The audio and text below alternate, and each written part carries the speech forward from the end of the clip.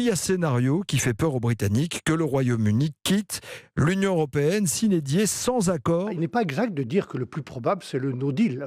C'est une possibilité. L'un des scénarios du Brexit, c'est le no deal, une sortie du Royaume-Uni sans accord. Voici ce que ça pourrait changer concrètement pour les Français.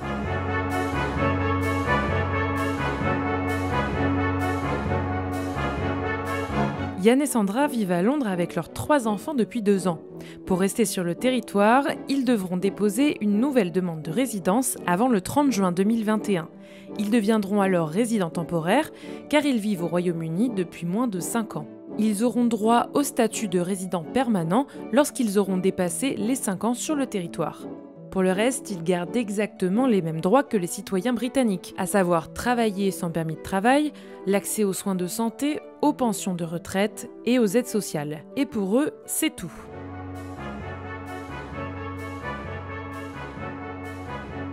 I'm Italian, German, Danish, English, espagnol. Manon et Florent sont étudiants en Erasmus à Manchester lorsque la sortie du Royaume-Uni a lieu. Mais pour eux, pas de souci, la Commission européenne a d'ores et déjà adopté une procédure d'urgence qui leur permettra de finir leur séjour. Mais après ça, le Royaume-Uni ne devrait plus être éligible au célèbre programme d'échange. Clara et Jérémy ne sont pas en Erasmus, mais ils étudient à l'université d'Oxford. Pourront-ils continuer leurs études dans cette université? Leurs frais de scolarité augmenteront-ils?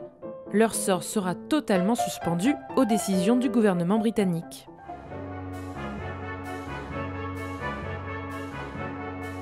Martin et Julie veulent visiter Londres et c'est peut-être pour eux que ce sera le plus compliqué.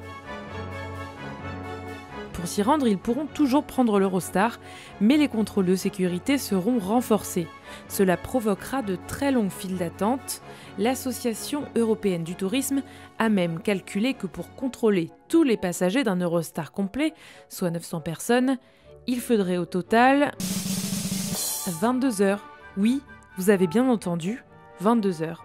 Les autorités redoutent une vraie pagaille. Et l'avion ne sera pas forcément une meilleure solution. Les vols pourraient aussi être perturbés ou annulés, même si les autorisations de voler dans le ciel européen seraient prolongées d'1 an en cas de no deal. Martin et Julie devront aussi se passer de leur téléphone s'ils ne veulent pas voir leur facture grimper à toute vitesse. Pour le moindre appel ou SMS, ils devront payer des frais supplémentaires, ce qui n'était plus le cas en Europe depuis 2017. Leurs paiements par carte bancaire seront aussi ralentis et soumis à des frais. Après une certaine date, Martin et Julie seront même obligés de fournir un passeport à la frontière, car les cartes d'identité ne seront tout bonnement plus acceptées.